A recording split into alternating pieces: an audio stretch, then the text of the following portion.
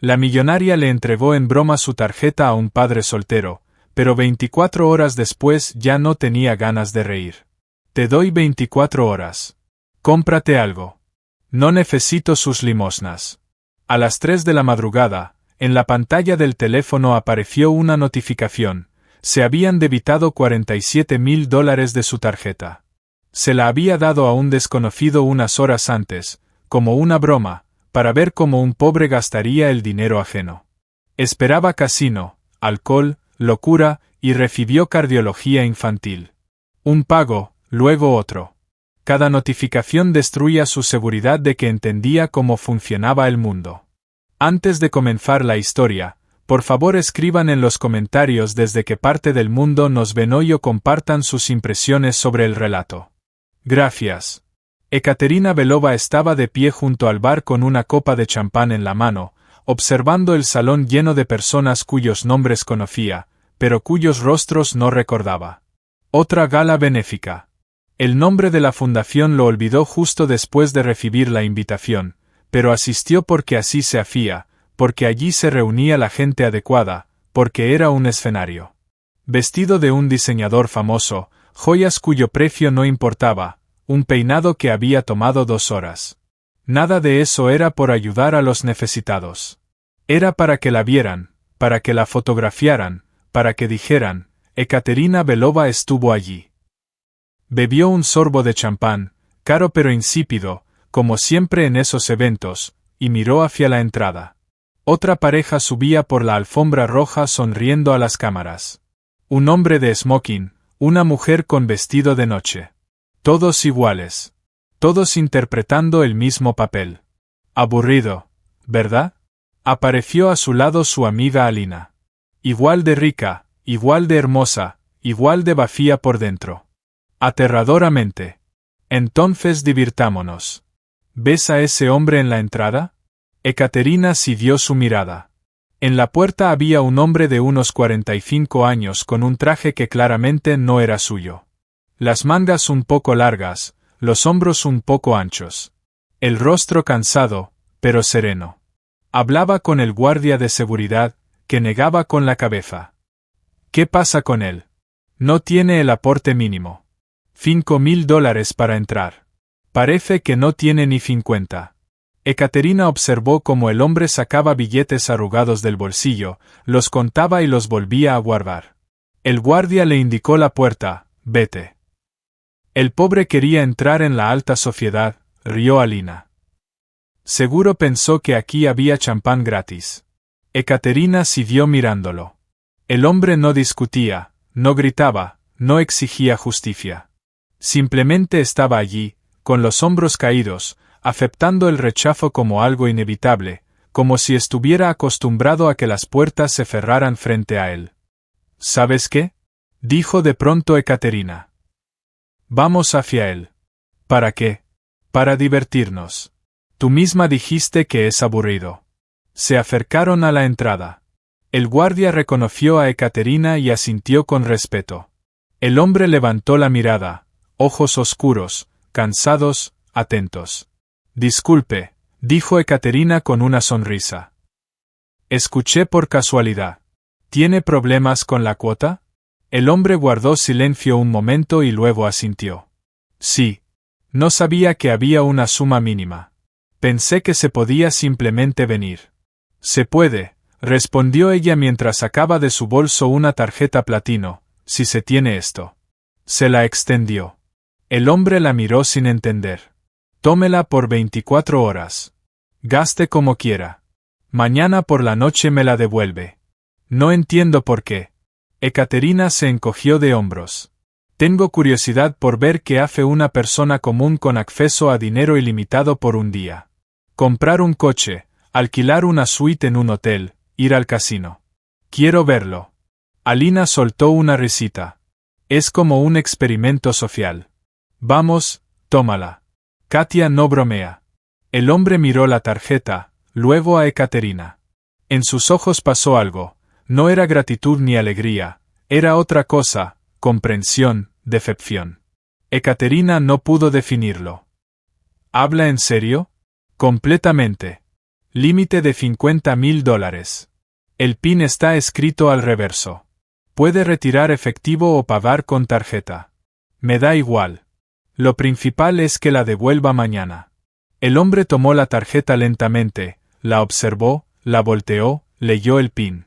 Luego levantó la mirada. Gracias. Su voz era firme, sin emoción. Se dio la vuelta y no entró al salón, sino que salió del edificio. Ekaterina lo siguió con la mirada. Ni siquiera entró. Raro, dijo Alina.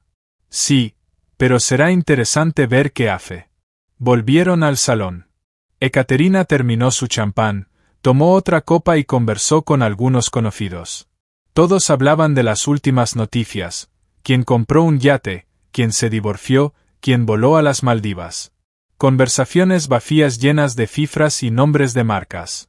La velada avanzaba lentamente. Ekaterina revisó varias veces el teléfono esperando notificaciones de cargos en la tarjeta, pero no llegaba nada. Quizás se asustó. Quizás pensó que era una trampa. Quizás simplemente tiró la tarjeta. Cerca de la medianoche se cansó, se despidió de Alina, llamó a su conductor y regresó a casa. El apartamento la recibió con silencio y una vista al ciudad nocturna. Luces reflejadas en el río, rascacielos, carreteras. Hermoso, caro, vacío. Se quitó el vestido, se desmaquilló y se acostó. Dejó el teléfono en la mesita de noche, cerró los ojos, quedándose dormida con el suave murmullo de la ciudad tras la ventana. A las 3:12 de la madrugada, el teléfono vibró. Ekaterina abrió los ojos y tomó el aparato. Notificación del banco. Cargo de $47,000. Beneficiario, Clínica de Cardiología Infantil. Se incorporó bruscamente en la cama y volvió a leer el mensaje. 47,000. Cardiología Infantil. No era lo que esperaba. El teléfono vibró otra vez. Cargo de $2,800. Beneficiario, Servicio Municipal de la Ciudad. Otra vez. Cargo de $1,200. Beneficiario, Cadena de Farmacias. Ekaterina miraba la pantalla sin poder apartar la vista. Las notificaciones llegaban una tras otra: alimentos, ropa de una tienda infantil, pago del alquiler, medicamentos. Ni un solo casino, ni un solo bar, ni una sola compra lujosa. Arrojó el teléfono sobre la cama y se levantó. Caminó por la habitación intentando comprender qué estaba pasando. Aquel hombre había gastado casi todo el límite, pero no en sí mismo, sino en tratamientos, en facturas, en sobrevivir. No se suponía que fuera así. Ekaterina tomó el teléfono y abrió la aplicación del banco. El historial de operaciones estaba ante sus ojos. Cada línea hablaba no de alguien que quería divertirse, sino de alguien que estaba luchando, por la vida, por el futuro, por alguien a quien amaba. Cardiología infantil, 47,000. Tenía un hijo. Un hijo enfermo. Ekaterina se dejó caer lentamente en el borde de la cama. Las manos le temblaban. No de rabia, no de miedo, sino de otra cosa, de la conciencia de lo que había hecho. Le dio la tarjeta como una broma, como entretenimiento. Quería ver cómo un pobre gastaría el dinero ajeno en tonterías, en alcohol, en mujeres, en placer instantáneo. Quería confirmar su convicción de que los pobres no saben manejar el dinero. Y él tomó su tarjeta y salvó a un niño. El teléfono vibró por última vez. Saldo restante, $0. Gastó todo hasta el último centavo, pero no en sí mismo. Ekaterina cerró los ojos y sintió algo quebrarse dentro. No era compasión. Era vergüenza. Esperaba un espectáculo. Recibió una lección. Por la mañana se despertó con la cabeza pesada y la sensación de que algo importante había ocurrido, aunque no entendía exactamente qué. Los recuerdos de la noche regresaron lentamente: la fiesta, el hombre en la entrada, la tarjeta, las notificaciones. Tomó el teléfono y abrió el historial de operaciones. Todo era real. $49,800 gastados en 4 horas. Ni un solo pago impulsivo. Todo calculado, preciso, con un solo objetivo: saldar deudas y salvar una vida. Ekaterina se levantó y se acercó a la ventana. La ciudad despertaba, coches, gente, movimiento. Todos iban a algún lugar, ocupados con sus asuntos. Y en alguna parte, en una de aquellas casas, el hombre al que ella había humillado el día anterior estaba sentado junto a su hijo enfermo sin saber que ella pensaba en él. El teléfono sonó. Alina. Bueno. ¿Tu conejillo de Indias ya se gastó todo en un club de striptease? Ekaterina guardó silencio. ¿Katia? ¿Estás ahí? Lo gastó todo en el tratamiento de un niño. Pausa. ¿Qué? Cardiología infantil. 47.000 más deudas, medicamentos, alquiler. Gastó cada centavo en sobrevivir.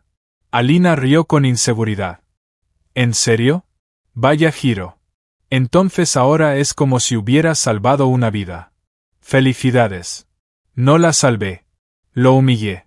Vamos, Katia, le diste el dinero, él lo usó. Todo justo. Ekaterina colgó. Alina no entendía. Nadie de su círculo lo entendería.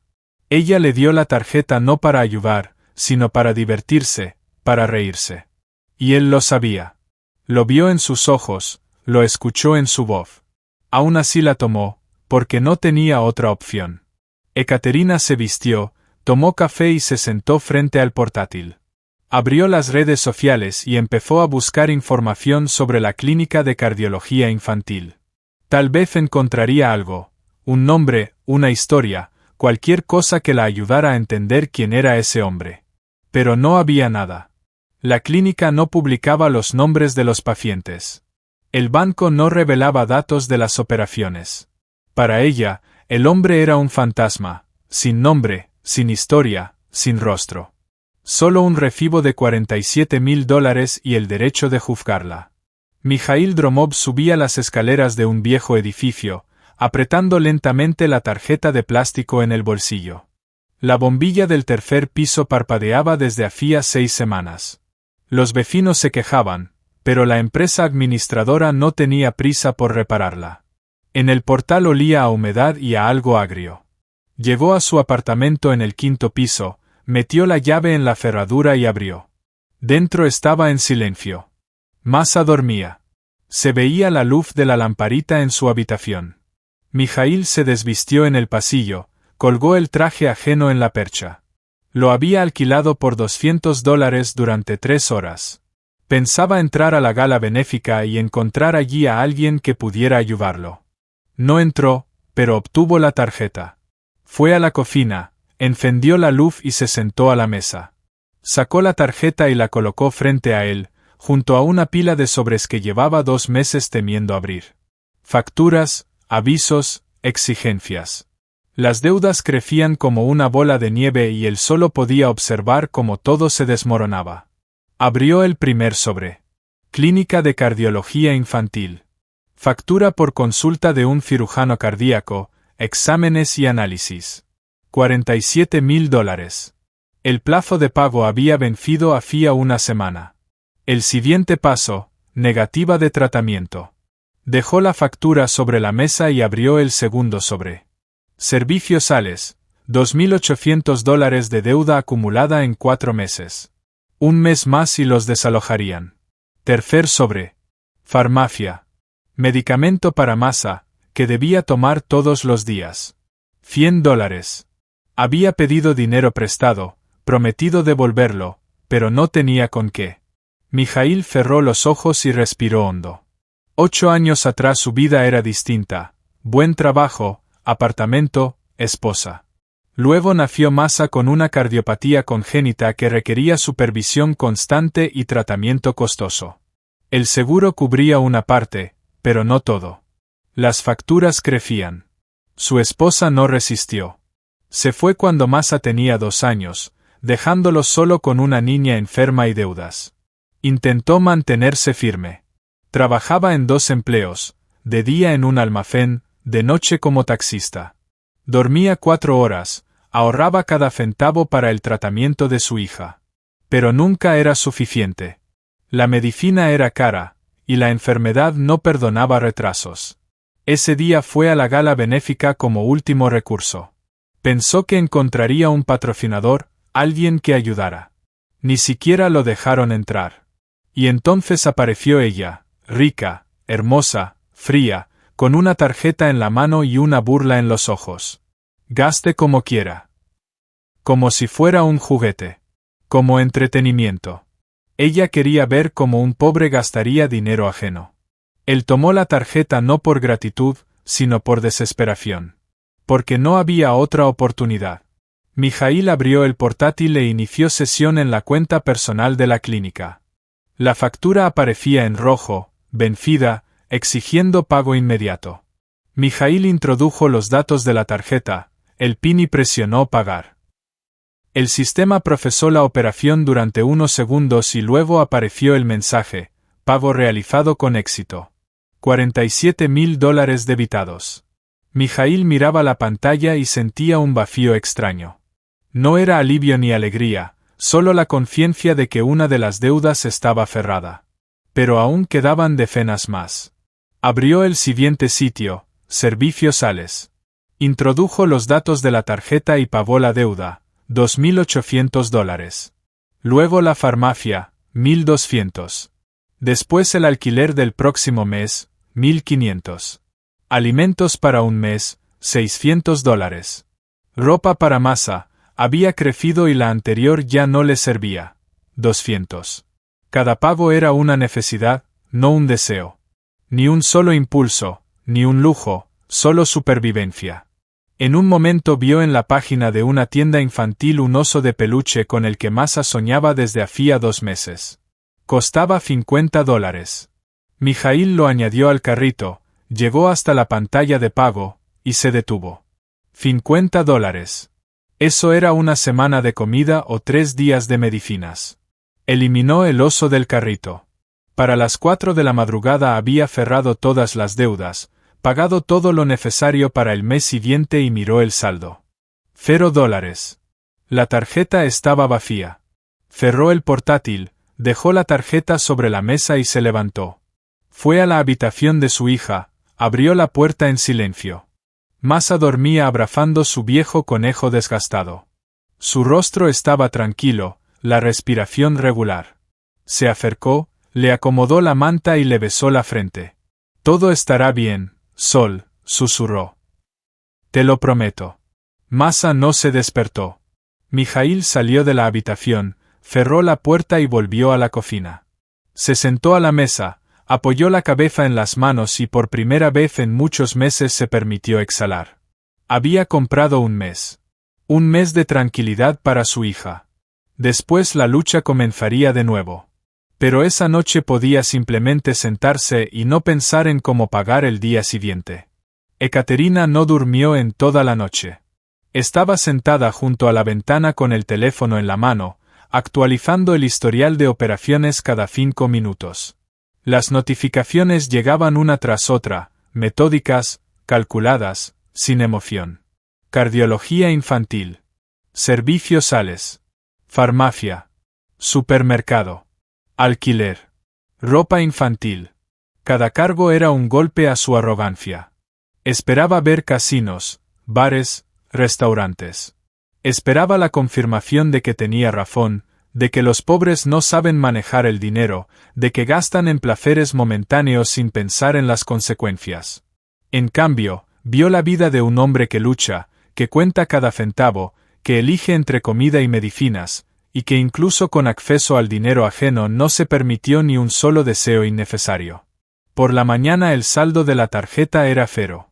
Ekaterina miraba la última operación, el pago del alquiler del próximo mes, y entendía. Lo había gastado todo hasta el último centavo, pero no en sí mismo. En supervivencia. En su hijo. En un futuro que quizá podría no llegar. Se levantó, se vistió y salió al balcón. La ciudad despertaba bajo el frío sol matutino. La gente iba al trabajo, los coches avanzaban en los atascos. La vida seguía como siempre. Y en alguna parte, en una de aquellas casas, un hombre estaba sentado junto a la cama de su hija enferma sin saber lo que ella sentía ahora. Vergüenza. Por primera vez en muchos años, una vergüenza real y profunda. Ekaterina volvió al apartamento, Tomó el teléfono, abrió los contactos del banco y llamó a su gerente personal. Buenos días, señorita Belova. ¿En qué puedo ayudarla? Necesito información sobre las últimas operaciones de mi tarjeta. ¿Puede darme los contactos del destinatario? Pausa. Lo siento, pero no tenemos derecho a revelar datos personales. Es información confidencial. Es mi tarjeta. Tengo derecho a saber. Tiene derecho a conocer las transacciones, pero no la identidad de los beneficiarios. Es la ley. Ekaterina apretó el teléfono. Bien. Entonces al menos dígame, cardiología infantil. ¿Qué clínica es? La Clínica Municipal Pirogov. Pero no puedo decir nada más. Lo siento. Ekaterina colgó. La Clínica Municipal Pirogov. Conocía ese lugar, un edificio antiguo en las afueras, donde trataban a quienes no tenían dinero para clínicas privadas. Podía ir allí, intentar encontrarlo. ¿Pero para qué? ¿Qué diría? Perdón por haberlo humillado. Perdón por haberle dado la tarjeta como una broma. Perdón por haberlo considerado indigno. Las palabras no corregirían lo que había hecho. Ekaterina pasó todo el día en el apartamento, incapaz de obligarse a salir. Alina llamó varias veces, pero no respondió. Su madre envió un mensaje sobre una cena familiar, pero lo ignoró. Todo parecía tan pequeño, tan insignificante comparado con lo que había ocurrido la noche anterior. Por la tarde sonó el teléfono. Número desconocido. Ekaterina respondió. Sí, Ekaterina Belova. La voz era tranquila, firme, familiar. Sí, es usted. Mijail Gromov. Nos vimos ayer. Ekaterina se quedó inmóvil. Sí, lo recuerdo. Llamo para agradecerle y para acordar la devolución de la tarjeta. No necesita agradecer. Sí necesito. Usted salvó la vida de mi hija, aunque no fuera su intención. Las palabras sonaron sin rabia, sin reproche. Solo una constatación de hecho. Ekaterina sintió como se le cerraba la garganta. No quise ayudar. Quise reírme. Lo sé. Lo vi en sus ojos. Pero el resultado es el mismo, mi hija recibirá tratamiento. Y por eso estoy agradecido, aunque los motivos no fueran los correctos. Ekaterina cerró los ojos. ¿Dónde podemos encontrarnos para devolver la tarjeta?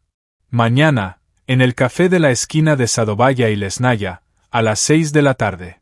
De acuerdo. Estaré allí. Él colgó. Ekaterina bajó el teléfono y se quedó largo rato sentada en silencio, mirando la pantalla. Mañana se encontrarían, y ella no sabía qué decir, cómo mirarlo a los ojos, cómo admitir que se había equivocado. Pero una cosa la tenía clara, ese encuentro la cambiaría para siempre. Ekaterina llegó al café 15 minutos antes de la hora acordada. Era un lugar pequeño en la esquina de una calle tranquila, no de los que ella solía frecuentar. Mesas sencillas, sillas gastadas, el menú escrito en una pizarra detrás del mostrador. Olía a café y a pan recién horneado. Había pocos clientes, un par de estudiantes junto a la ventana, una mujer mayor con un libro, un hombre con ropa de trabajo. Eligió una mesa en el rincón, pidió té y se sentó, dejando el bolso en la silla contigua. Le temblaban las manos. No entendía por qué. Normalmente era segura de sí misma, tranquila, acostumbrada a tener el control. Pero ahora se sentía como una colegiala frente al director, culpable, vulnerable, sin saber qué decir. A las 6 en punto la puerta se abrió y entró Mijail. Llevaba una chaqueta sencilla, jeans y botas viejas. Vio a Ekaterina, asintió y se acercó a la mesa. Se sentó frente a ella sin quitarse la chaqueta. Buenas tardes. Buenas tardes, Ekaterina tragó saliva. Gracias por venir. Mijail sacó del bolsillo interior su tarjeta y una carpeta con documentos, y los puso sobre la mesa entre ambos. Su tarjeta. Y los recibos de cada operación. Hasta el último centavo. Ekaterina miró la carpeta. Recibos ordenados con cuidado, facturas impresas, comprobantes. Todo organizado, firmado con fechas y cantidades.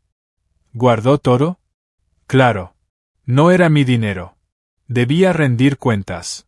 Ella abrió la carpeta y recorrió las primeras páginas con la mirada. Cardiología infantil, servicios sales, farmacia. Cada recibo era una prueba de que no había mentido.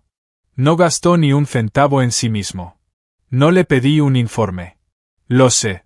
Pero no podía hacerlo de otra manera. Ekaterina cerró la carpeta y lo miró. Mijaíl la observaba con calma, sin rabia, sin resentimiento. Simplemente como se mira a alguien que ha cometido un error, pero aún puede corregirlo. ¿Por qué tomó la tarjeta?, preguntó ella en voz baja. Usted vio, entendió que era una broma, que quería reírme de usted. Mijaíl guardó silencio un momento antes de responder. Porque no tenía otra opción. Mi hija se está muriendo, lenta pero seguramente. Cada día sin tratamiento es un paso hacia el final. Intenté conseguir dinero de todas las formas posibles. Trabajé en 2 empleos, pedí préstamos, pedí ayuda a conocidos. Nunca era suficiente. Y cuando usted me extendió la tarjeta, entendí que era mi única oportunidad, incluso al precio de la humillación. Ekaterina sintió que algo se le apretaba por dentro. No quería humillarlo. Si quería, la interrumpió él con calma. Quería demostrarse a usted misma y a su amiga que los pobres no saben manejar el dinero, que lo gastamos en tonterías sin pensar en las consecuencias. Quería mirarme como a un animal en el zoológico, darme comida y ver cómo comía. Lo entendí desde el principio. Pero no me importó, porque mi hija es más importante que mi orgullo. No había ira en su voz, pero cada palabra fue como una bofetada. Ekaterina bajó la mirada. Tiene razón. Fui horrible. Lo miré desde arriba, creí que era mejor. Pensé que el dinero me hacía más inteligente, más digna. Y usted me mostró que no entiendo nada. No quise mostrar nada. Solo utilicé lo que me dieron para sobrevivir. Ekaterina levantó la vista. Cuénteme sobre su hija, por favor. Mijaíl se quedó inmóvil, como si no esperara esa pregunta, y luego asintió lentamente. Se llama Masa. Tiene 8 años. Nació con una cardiopatía congénita rara que requiere supervisión constante y una operación que no podemos permitirnos. El seguro cubre lo mínimo, el resto depende de mí. Trabajo todo lo que puedo, pero nunca es suficiente. Cada mes hay nuevas facturas, nuevas deudas. Tengo miedo de que un día no pueda pagar y se nieguen a tratarla. Guardó silencio un momento, mirando a algún punto más allá de Ekaterina. Su madre se fue cuando Masa tenía 2 años. No lo soportó. Dijo que no quería vivir con una niña enferma y un marido pobre. No la culpo. Es difícil. Pero Masa es mi hija y nunca la abandonaré. Ekaterina escuchaba y sentía crecer dentro de ella algo doloroso. No era compasión. Era algo más profundo, respeto por un hombre que no se rindió, que no se quebró, que siguió luchando pese a todo. Es usted un buen padre. Lo intento. No siempre lo logro, pero lo intento. La camarera le llevó el té a Ekaterina. Mijaíl rechazó pedir algo. Dijo que no tenía hambre. Ella ni siquiera tocó la taza. Mijaíl, quiero ayudar. De verdad. No como broma ni como entretenimiento. En serio. Dígame qué se necesita para la operación, cuánto cuesta. Mijaíl la miró largo rato, con atención. $250.000. La operación en Alemania es la única opción en su caso. Llevo 5 años ahorrando. Ahora tengo 38.000. Debemos hacerlo en 1 año y medio, después será demasiado tarde. Ekaterina hizo cálculos rápidos en su mente. 250.000 para ella era el ingreso de un mes de inversiones. Dinero que llegaba solo, sin esfuerzo. Le daré ese dinero. Mijaíl negó con la cabeza. No. ¿Por qué? Porque sería una limosna. Porque no quiero ser su proyecto para aliviar su culpa. Usted dará el dinero, se sentirá mejor, y yo quedaré en deuda para toda la vida. No es correcto. Ekaterina se quedó inmóvil. Pero su hija. Mi hija tendrá la operación. Encontraré la manera. Pero no así. Se levantó, Tomó solo la carpeta con los recibos y dejó la tarjeta sobre la mesa. Gracias por la oportunidad de salvar a mi hija durante un mes. Significa mucho. Pero no necesito nada más de usted. Ekaterina también se levantó. Espere, por favor. Yo, no quiero simplemente dar dinero. Quiero ayudar de verdad. Dígame cómo. Mijaíl se detuvo junto a la puerta y se volvió hacia ella. ¿Quieres ayudar? Entonces deja de mirar a las personas como si fueran proyectos. Deja de pensar que el dinero lo resuelve todo. Y recuerda, la pobreza no es falta de inteligencia ni de moral, es falta de opciones. Tú naciste con opciones, yo no. Esa es toda la diferencia. Él salió, dejando a Ekaterina de pie en medio del café con la tarjeta en la mano y un vacío en el pecho. Ekaterina regresó a casa tarde por la noche. El apartamento la recibió con el silencio habitual, pero ahora ese silencio no era reconfortante, sino opresivo. Se quitó la ropa, se sentó en el sofá y se quedó mirando largo rato la ciudad nocturna a través de la ventana. Las palabras de Mijaíl resonaban en su cabeza. La pobreza no es falta de inteligencia, es falta de opciones. Toda su vida había pensado lo contrario. Creía que si una persona era pobre, significaba que no se había esforzado lo suficiente, que no había trabajado lo suficiente, que no era lo bastante inteligente. Miraba a los pobres por encima del hombro, convencida de que eran responsables de su propia situación. Pero Mijaíl le había mostrado otra cosa. A veces una persona hace todo bien, trabaja en 2 empleos, ahorra cada centavo, sacrifica todo por su hijo y aún así se hunde. Porque el sistema no da oportunidades, porque la medicina es cara, porque una sola enfermedad puede destruir la vida de toda una familia. Ekaterina tomó el teléfono y marcó el número de su madre. Katia, ¿dónde estabas? Me preocupé. Mamá, ¿puedo hacerte una pregunta? Claro. ¿Recuerdas cómo vivíamos antes de que el abuelo nos dejara la herencia? Hubo una pausa. Lo recuerdo. ¿Por qué preguntas? Éramos pobres. La madre suspiró. Teníamos recursos limitados. Tu padre trabajaba como profesor, yo como enfermera. El dinero alcanzaba para comida, ropa y la escuela, pero nada más. Cuando el abuelo murió y nos dejó el capital, todo cambió. Tú eras pequeña, no lo recuerdas. Y si no hubiera habido herencia, ¿qué habría sido yo? No lo sé. Tal vez habrías trabajado como nosotros, tal vez te habrías casado, tal vez habrías encontrado tu propio camino. Katia, ¿qué ha pasado? Ekaterina cerró los ojos. Simplemente entendí que todo lo que tengo es casualidad. No gané nada por mí misma. Solo nací en la familia correcta, en el momento correcto. Y otros luchan toda su vida y aún así pierden. No todos pierden, pero muchos sí. Y yo los miraba por encima del hombro, pensando que era mejor, cuando en realidad solo tuve suerte. La madre guardó silencio. Katia, si has entendido eso, que ya has cambiado. La pregunta es ¿qué harás ahora? Ekaterina abrió los ojos. No lo sé, pero seguro que no volveré a ser la misma. Se despidieron. Ekaterina dejó el teléfono y se levantó. Salió al balcón, al aire frío. La ciudad abajo seguía su propio ritmo, luces, coches, personas. Cada uno con su historia, con su lucha, con su elección o sin posibilidad de elegir. Pensaba en Mijaíl, en su hija, en cómo él había rechazado la ayuda porque no quería ser un proyecto. Y comprendía que tenía razón. No podía simplemente dar dinero y creer que así expiaba su culpa. Eso sería demasiado fácil. Necesitaba hacer algo real, algo que cambiara no solo su vida, sino también la de ella misma. Ekaterina volvió al apartamento, abrió el portátil y comenzó a buscar información, sobre cardiología infantil, sobre el costo de los tratamientos, sobre fundaciones benéficas, sobre cómo ayudar no a un solo niño, sino a muchos. Si realmente quería cambiar, debía empezar ahora. No con gestos ruidosos ni declaraciones públicas, sino con un trabajo silencioso y discreto que salvara vidas. Trabajó toda la noche, tomando notas, elaborando planes, llamando a conocidos. Para la mañana tenía un plan, no perfecto, pero real. Y al día siguiente comenzaría a ponerlo en marcha. 3 días después, Ekaterina volvió a llamar a Mijaíl. Él no contestó de inmediato.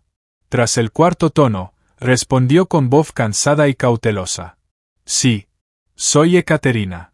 Por favor, no cuelgue. No quiero volver a ofrecer dinero. Quiero ofrecer trabajo. Pausa. ¿Qué trabajo?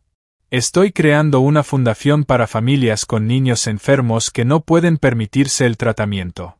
Necesito a alguien que entienda el problema desde dentro, que sepa cómo funcionan los hospitales, cómo comunicarse con los médicos, cómo distribuir la ayuda correctamente. Usted es la persona adecuada. Salario, $5,000 al mes. Horario flexible, porque sé que tiene una hija. Mijaíl guardó silencio tanto tiempo que Ekaterina pensó que había colgado. ¿Por qué hace esto? Porque quiero arreglar lo que rompí. No su vida, la mía. Viví toda mi vida en una burbuja, sin ver la realidad. Usted rompió esa burbuja. Ahora no puedo volver a ser la de antes. Necesito ayuda. Su ayuda. Otra pausa. Lo pensaré. Está bien. Pero sepa que no es caridad, es trabajo. Exigiré informes, resultados, disciplina. No habrá privilegios. Entendido. Él colgó. Ekaterina dejó el teléfono y exhaló. No sabía si aceptaría, pero la oferta era honesta. Realmente necesitaba a alguien que entendiera el problema. Y Mijaíl lo entendía mejor que nadie. Al día siguiente, Mijaíl volvió a llamar. Su voz era más firme, más decidida. Acepto, pero con una condición. ¿Cuál? Mi hija no será objeto de la caridad de esta fundación. No quiero conflicto de intereses. Si ayuda a otros niños, bien, pero no toquen a Masa. Ekaterina lo pensó. La condición era extraña, pero comprendía su motivo: orgullo, el deseo de no mezclar lo personal con el trabajo, el deseo de ganar él mismo el dinero para la operación de su hija. De acuerdo. ¿Cuándo puede empezar? En una semana. Necesito cerrar asuntos en mi antiguo trabajo. Excelente. Le enviaré el contrato y la dirección de la oficina. Hasta pronto. Colgó y se recostó en el respaldo de la silla. El primer paso estaba dado. La fundación empezaba a funcionar. No en el papel, sino en la realidad. 2 semanas después se encontraron en la nueva oficina de la fundación. Un espacio pequeño en el centro de la ciudad. 3 salas, muebles sencillos, ordenadores. Nada lujoso, pero funcional. Mijaíl llegó con vaqueros y una camisa, con una carpeta de documentos bajo el brazo. Ekaterina lo recibió en la entrada, le mostró la oficina y le presentó a los otros 2 empleados, el contador y el abogado. Su tarea, explicó, será revisar las solicitudes de las familias que piden ayuda. Se comunicará con los médicos, estudiará los documentos médicos, determinará si la ayuda es realmente necesaria y en qué medida. No quiero que el dinero vaya a estafadores. ¿Entiende? Sí, entiendo. Bien, empiece. La primera semana fue difícil. Mijaíl revisaba decenas de solicitudes, llamaba a los hospitales, se reunía con los padres. Cada historia se parecía a la suya: un niño enfermo, padres desesperados, deudas imposibles de cubrir. Trabajaba en silencio, concentrado, sin distraerse en conversaciones. Ekaterina lo observaba desde su oficina y veía que trataba su trabajo no como un empleo, sino como una misión. Cada solicitud era personal para él. Cada rechazo le causaba dolor. Una tarde, cuando los demás empleados se habían ido, Ekaterina entró en su oficina. Mijaíl estaba sentado en su escritorio, hundido en los documentos, con el rostro cansado. ¿Todavía está aquí? Sí, hay que cerrar 3 solicitudes antes de mañana. Vaya a casa, Masa la espera. Terminaré y me voy. Ekaterina se acercó y se sentó al borde del escritorio. Mijaíl, ¿puedo hacerle una pregunta? Claro. ¿Por qué aceptó trabajar conmigo después de todo lo que hice? Él apartó los documentos y se recostó en la silla. porque vi que realmente quiere cambiar. La mayoría de los ricos nunca admiten que se equivocaron, y usted lo hizo. Eso vale mucho. ¿Pero aún no confía en mí? No, la confianza se gana. Usted apenas está empezando. Ekaterina asintió. Lo entiendo, pero la ganaré, lo prometo. Mijaíl la miró atentamente. Ya veremos.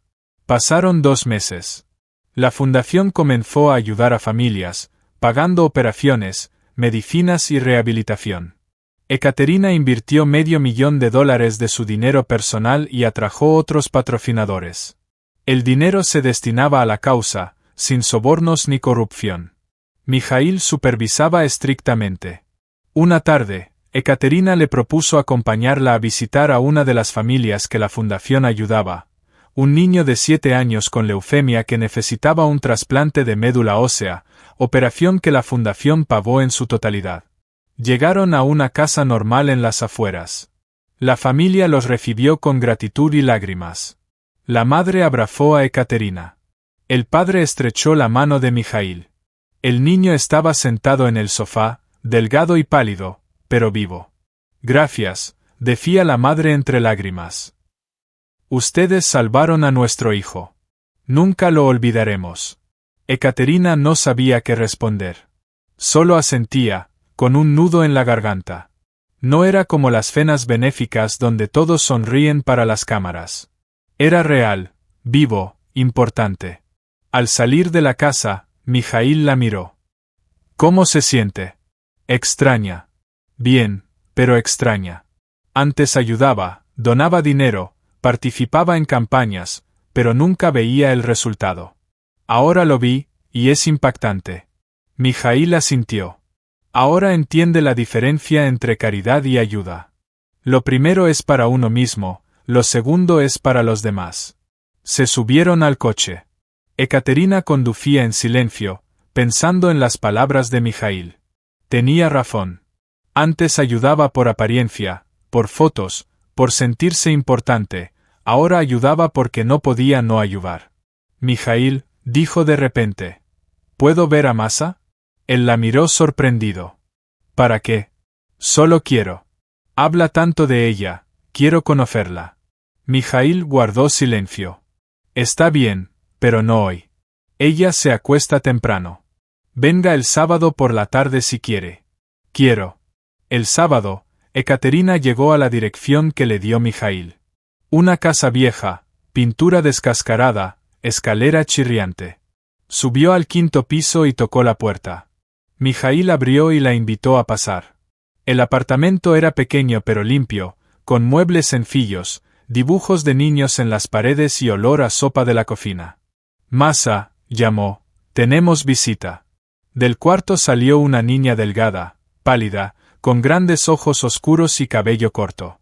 Miró a Ekaterina con curiosidad. Hola. Hola, Masa. Me llamo Ekaterina. Trabajo con tu papá. La niña asintió. Papá dijo, eres la tía que ayuda a los niños. Ekaterina sonrió. Sí, trato de ayudar. Está bien. Mi papá también ayuda. Él es el mejor. Mijaíl puso su mano sobre el hombro de su hija. Masa, muéstrale a Ekaterina tus dibujos. Querías enseñárselos a alguien. La niña asintió y llevó a Ekaterina de la mano a la habitación. Allí, en la pared, colgaban decenas de dibujos de niños, casas, árboles, animales, personas. Coloridos, ingenuos, conmovedores. Esto lo dibujé cuando era pequeña, dijo Masa señalando una casa con un gran sol. Y esta es nuestra familia, papá, yo y mamá. Mamá se fue, pero todavía la recuerdo un poco. Ekaterina se agachó para estar a la altura de sus ojos. ¿Y esto? Es el hospital. Voy allí a menudo. Pero los doctores son amables, me ayudan. Masa hablaba de manera sencilla, sin lástima por sí misma, sin dramatizar. Para ella, la enfermedad era parte de la vida, tan normal como la escuela o los juguetes. Ekaterina pasó todo el día con ellos. Almorzaron juntos, luego jugaron a juegos de mesa, y después simplemente hablaron. Masa contó sobre la escuela, sus amigas, sus libros favoritos. Mijaíl preparaba la cena en la cocina, asomándose a veces a la habitación con una sonrisa. Cuando Ekaterina se fue, Masa la abrazó. «Vuelve, me gustó mucho. Seguramente volveré». Mijaíl la acompañó a la puerta. «Gracias por venir. Gracias por dejarme». Se quedaron en el estrecho pasillo mirándose. Ekaterina quiso decir algo, pero no encontró palabras. Mijaíl también guardó silencio. «Estoy empezando a entender», dijo finalmente. «¿Por qué luchas? ¿Por qué no te rindes? Es increíble». «Sí, ella es todo para mí». Ekaterina asintió y se marchó. Bajó las escaleras lentamente, pensando en la niña de grandes ojos que dibujaba hospitales y sonreía a pesar del dolor. Se sentó en el coche, pero no encendió el motor. Solo se quedó allí, mirando la vieja casa donde vivían Mijaíl y Masa. Dos personas que casi no tenían nada, pero que eran más ricas que ella, porque tenían un amor verdadero, incondicional, más fuerte que cualquier dinero. Y Ekaterina comprendió que les envidiaba. No su pobreza, ni sus problemas, ni su conexión, ni su cercanía, ni que se necesitaran mutuamente. ¿Y ella? ¿Quién la necesitaba a ella?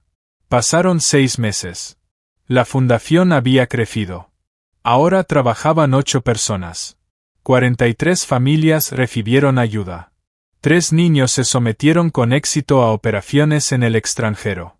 Ekaterina dedicó al proyecto todo su tiempo, gran parte de su dinero y algo más importante, a sí misma. Dejó de asistir a eventos sociales, se dio de baja de la mitad de sus conocidos en redes sociales y rompió relación con Alina después de que ésta se riera nuevamente de su juego de caridad. Su apartamento con vista al río quedó vacío. Pasaba cada vez menos tiempo allí, prefiriendo la oficina de la fundación. Mijaíl dejó de ser solo un empleado, se convirtió en su mano derecha, en un consejero, en alguien con quien podía hablar con total honestidad. Trabajaban juntos 12 horas al día, discutían cada decisión, revisaban cada solicitud. Entre ellos creció un respeto ganado con meses de trabajo conjunto, no instantáneo. Una noche, mientras cerraban otro informe, Mijaíl miró a Ekaterina y preguntó: ¿No te arrepientes? ¿De qué? ¿De haber cambiado vidas, perdido amigos, perdido tu mundo habitual?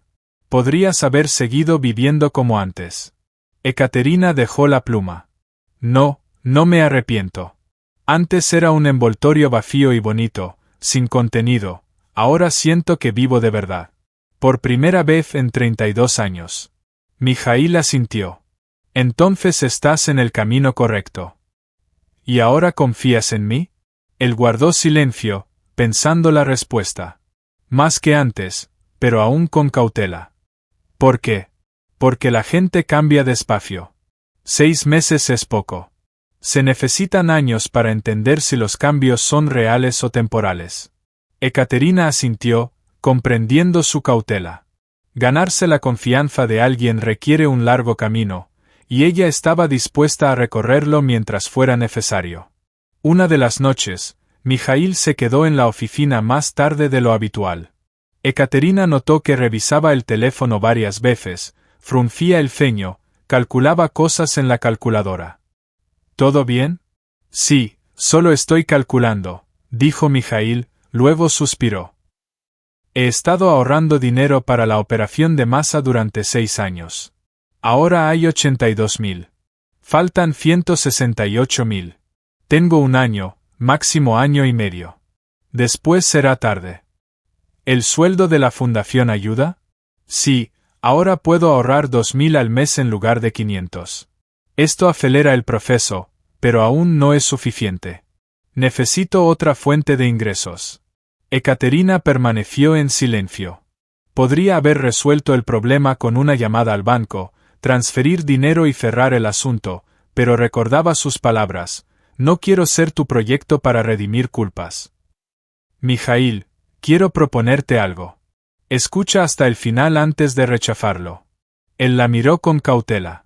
Te escucho. Propongo hacerte copropietario de la fundación. 20% oficialmente, con derecho a voto en todas las decisiones. No es un regalo, es un reconocimiento a tu contribución. Trabajas al mismo nivel que yo y mereces ser socio, no empleado. Mijaíl se quedó quieto. No entiendo por qué. Porque la fundación es nuestro proyecto común. Yo aporté dinero, tu experiencia, conocimiento, alma. Sin ti no funcionaría como funciona. Además, como copropietario recibirás parte de los ingresos si la fundación empieza a generar dinero con consultoría o subvenciones. Es una manera real de ayudarte a ahorrar para la operación sin caridad directa. Mijaíl la miró largo tiempo, evaluándola. No es un truco ni una forma de dar dinero con otro pretexto. No, es una oferta honesta. Te lo has ganado con tu trabajo, no por mi gracia. Se recostó en la silla mirando al techo. Necesito pensar. Claro, tómate tu tiempo. Mijaíl pensó 3 días, luego vino a la oficina con los documentos, revisó el contrato preparado por el abogado de la fundación y planteó decenas de preguntas. Ekaterina respondió a todas con sinceridad.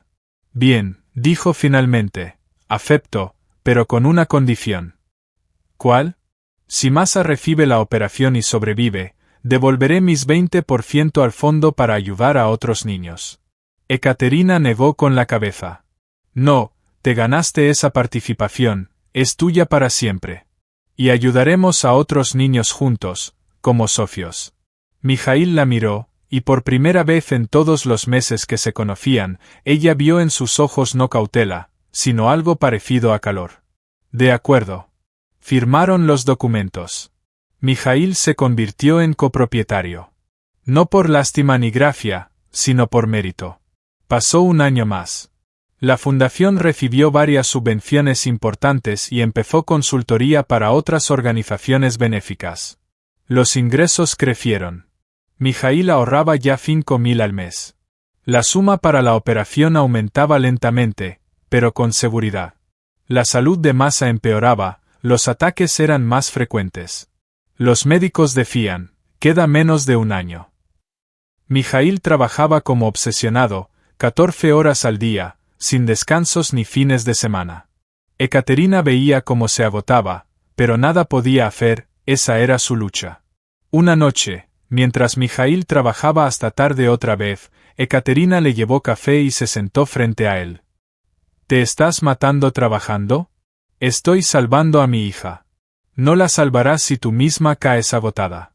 Mijaíl se frotó la cara con las manos. No tengo elección. El tiempo es poco. Ekaterina guardó silencio. Mijaíl, todavía puedo ayudar. Solo dar dinero sin condiciones, sin deudas. ¿Solo porque? No, interrumpió firmemente. Te dije desde el principio, no quiero ser objeto de tu caridad, ni ahora, especialmente ahora.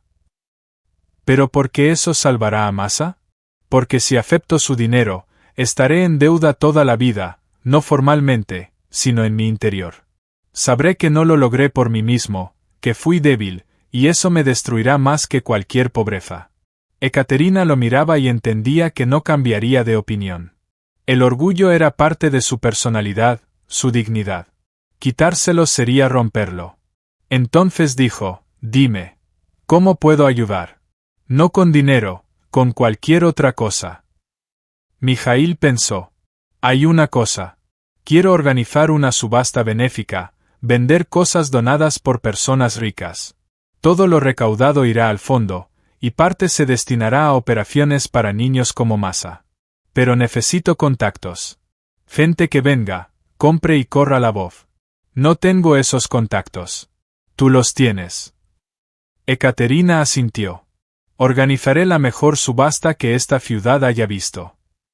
La subasta se realizó 2 meses después. Ekaterina usó todos sus contactos, atrajo celebridades, empresarios y políticos. Se subastaron cuadros, joyas, autos e incluso propiedades. Cada lote se vendía por cifras muy superiores a su valor. Mijaíl se quedó en un rincón del salón, observando cómo los ricos competían por ayudar. Ekaterina se acercó a él. Recaudamos $320.000. Suficiente para 4 operaciones, incluida la de Masa. Mijaíl permaneció en silencio, mirando la sala. Gracias. No a mí, fue tu idea. Yo solo ayudé a hacerla realidad. Él la miró. Has cambiado completamente. Aquella mujer que me dio la tarjeta como broma, y tú ahora, son personas diferentes. Ekaterina sonrió con tristeza. Aquella mujer murió la noche que vio los cheques, y esta nació de la vergüenza. No sé si es bueno o malo, pero es verdad. Mijaíl extendió la mano. Entonces, gracias por atreverte a cambiar. Ella estrechó su mano firmemente, como socios. 3 meses después, Masa se sometió a la operación en Alemania. Los mejores cirujanos, la mejor clínica, las mejores condiciones. La operación duró 8 horas. Mijaíl se sentó en el pasillo todo ese tiempo, sin moverse, sin responder llamadas. Ekaterina voló a Alemania para estar cerca, no como patrocinadora ni benefactora, sino como amiga. Cuando el médico salió de quirófano y dijo, la operación fue un éxito, Mijaíl cayó de rodillas y lloró. Por primera vez en todos los años que Ekaterina lo conocía. Ella se arrodilló junto a él, poniendo la mano en su hombro. Lo lograste. Tu niña es fuerte. Mijaíl asintió, sin poder hablar. Masa se recuperó durante 2 meses. Cuando regresaron a casa, todo el equipo del fondo los recibió con globos y pastel. La niña sonreía, abrazaba a todos, daba las gracias. Ekaterina permaneció a un lado, observando. Mijaíl se acercó. Ahora puedo decir que confío en ti completamente. Has demostrado que los cambios son reales, que no juegas a la caridad, vives con ella. Ekaterina sintió lágrimas en los ojos. Gracias. Significa mucho. Mijaíl asintió. Sabes, a menudo pensé, si no hubiera ido a esa noche de caridad, si no me hubieras dado la tarjeta, si hubiera rechazado trabajar en el fondo. ¿Y a qué conclusión llegaste? Que a veces los peores momentos se convierten en los mejores. Me humillaste esa noche, pero sin esa humillación no habría fondo, ni operación, ni nosotros como socios. Todo lo malo llevó a lo bueno. Ekaterina miró a Masa, riendo entre la gente. Yo también pensé eso. Me di cuenta de que te di la tarjeta no por casualidad, no como broma. El destino me dio la oportunidad de verme desde afuera, de cambiar, y la aproveché. Estaban juntos, mirando a la niña que salvaron. Cada uno por su camino, con sus esfuerzos. Pasaron 6 meses más. El fondo seguía creciendo. Masa asistía a la escuela normal, como cualquier niña sana. Mijaíl seguía trabajando 12 horas, pero ahora no por desesperación, sino por deseo de ayudar a otros. Ekaterina estaba en su oficina revisando otra pila de solicitudes cuando sonó el teléfono. Número desconocido. Sí, Ekaterina Belova. Hola, soy Anna Kovaliova, periodista. Escribo un artículo sobre filantropía privada. Quiero entrevistarte sobre tu fondo. Ekaterina pensó. Antes habría aceptado inmediatamente. Exposición, atención, reconocimiento. Pero ahora, lo siento, no doy entrevistas. ¿Por qué? Tu fondo hace cosas increíbles. La gente debe saberlo. La gente sabe a quién ayudamos. Eso es suficiente. No necesito fama, necesito resultados. Colgó y volvió a las solicitudes. Mijaíl entró con una taza de café. Los periodistas llamando de nuevo. Sí, rechacé. Él sonrió. Hace un año hubieras aceptado. Hace un año era otra persona. Mijaíl puso el café en la mesa. ¿Sabes qué es lo más extraño? Esa noche, cuando tomé la tarjeta, te odiaba. Pensé, típica rica jugando a la caridad. Ahora te considero una de las mejores personas que conozco. Ekaterina lo miró. Y yo te agradezco que no me perdieras de inmediato, que me hicieras ganarme tu confianza. Me hizo mejor. Se sentaron en silencio, terminando el café. Afuera llovía, la ciudad vivía su vida, la gente corría. En la pequeña oficina del fondo, Dos personas que alguna vez estuvieron en lados opuestos del abismo trabajaban hombro con hombro. No como benefactora y beneficiario, sino como iguales. Porque los cambios verdaderos son silenciosos, lentos, ganados con años de esfuerzo.